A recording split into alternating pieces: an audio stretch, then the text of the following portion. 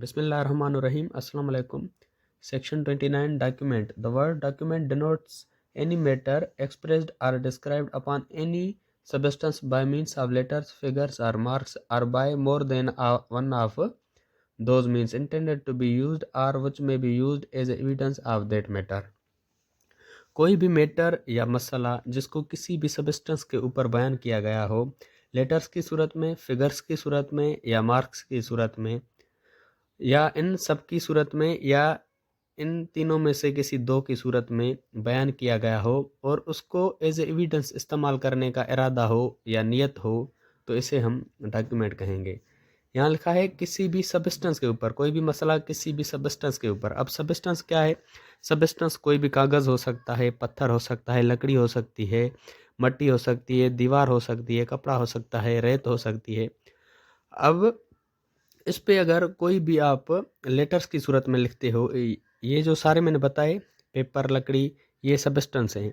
अब इस सब्सटेंस के ऊपर हम लेटर्स की सूरत में कुछ भी लिखें, यानी कि ABC, अल्फ़बेत, या फिगर्स की सूरत में, यानी कि कोई स्केच बनाते हैं, कोई तस्वीर बनाते हैं सब्सटेंस के ऊपर, या मार्क्स की सूरत में, या कोई निशान बनाते हैं, अलामात बनाते हैं। और ये सब कुछ बनाने के बाद हमारा इरादा या हमारी नियत उसको एज एविडेंस पेश करना हो, तो इसे हम डॉक्यूमेंट कहेंगे। अब मिसाल के तौर पर मैं किसी चोर को चोरी करते देखता हूँ, ठीक है, तो मैं एक कागज़ लेता हूँ, यानी कि कागज़ क्या है? सब्सटेंस है। उसके ऊपर मैं तहरीर लिखता हूँ कि मैंने चोर देखा, उर्दू में सारा कुछ लिखता हूँ और उसका थोड़ा बहुत स्केच भी बनाता हूँ और उसकी अलामात भी पेश करता हूँ, ठीक है। ये सब कुछ लिखने के बाद मेरा इरादा यही हो कि मुझे ये एज एविडेंस पेश करना है, तो ये हम डॉक्यूमेंट कहेंगे। अब ये तो मैंने पेपर पे लिखा। अगर पेपर मौजूद नहीं है, किसी दीवार पे या धरती पे उसका स्केच बनाता हूँ, लिखता हूँ और लिखने का जो मकसद है एज एविडेंस पेश करना हो, तो इसे हम डॉक्यूमेंट कहेंगे।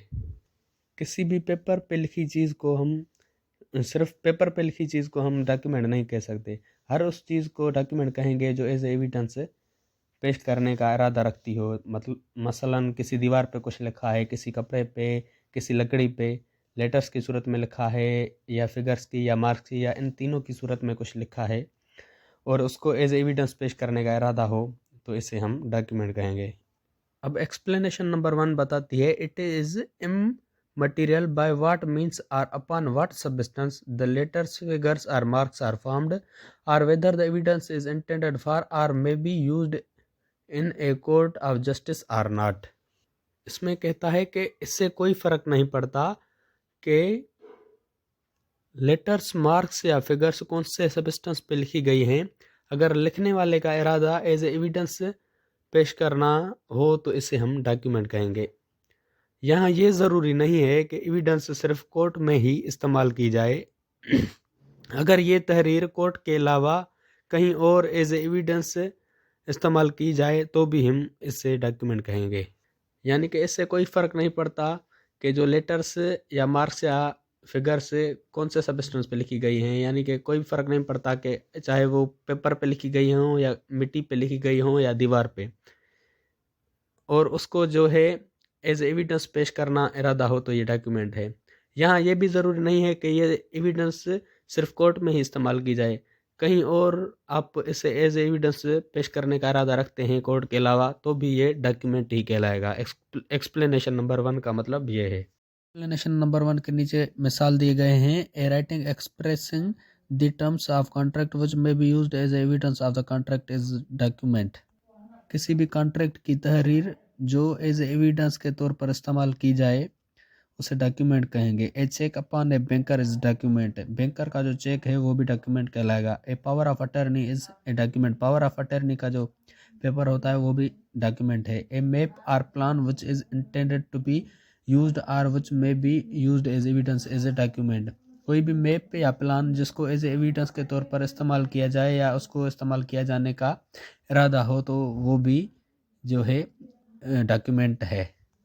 कोई भी तहरीर जिसमें डायरेक्शंस और इंस्ट्रक्शंस बताई गई हों, वो भी डॉक्यूमेंट कहलाएगा। फिर आती है explanation number 2, whatever is expressed by means of letters, figures or marks is explained by mercantile or other usages shall be deemed to be expressed by such letter, figures or marks within the meaning of this section although the same may not be actually expressed. इसका मतलब किसी भी substance पर letters, figures या marks के जरिए कुछ लिखा गया हो तो उसे रिवाजी तौर पर उसका मतलब निकाला जाएगा, भले ही किसी लिखने वाले का मकसद कुछ और हो। मिसाल के तौर पर एक चेक पर आप साइन करते हैं तो उसका मतलब यही निकाला जाएगा, यहाँ आज के दौर में, आज रिवाजी के दौर में इसका मतलब यही निकाला जाएगा कि जिसको आपने साइन करके दिया है इसका मतलब आपने उसको अप्रूवल दिया है कि वो बैंक से जाके पेमेंट ले सकता है, भले ही साइन करने का आपका मकसद कुछ और हो, ठीक है, लेकिन आपने चेक पर जो साइन की तो उसका मतलब यही निकाला जाएगा कि आपने उसको पेमेंट लेने के लिए अप्रूवल दे दिया। तो इसका मतलब ये है, मतलब जो आपने साइन की है उसका मतलब एक निकाला जाएगा, भले ही आपने दूसरे मकसद के लिए वो साइन की हो, लेकिन जो मकसद उसमें से ज़ाहिर हो रहा है रिवाजी तौर पर वही मकसद इससे निकाला जाएगा। दोस्तों अगर कोई भी क्वेश्चन हो तो आप कमेंट्स में पूछ सकते हैं। दोस्तों पाकिस्तान पेनल कोड के दूसरे सेक्शंस के वीडियोस देखने के लिए मेरे चैनल की प्लेलिस्ट में जाएं, वहां आपको पाकिस्तान पेनल कोड 1860 का एक प्लेलिस्ट मिलेगा जिसमें सारे सेक्शंस मौजूद हैं, उनके भी वीडियोस आप देख सकते हैं। Kindly subscribe my YouTube channel Law Student and press the bell icon and share with your friends also. And you can follow me on other social media platforms. Link in description or you can search them.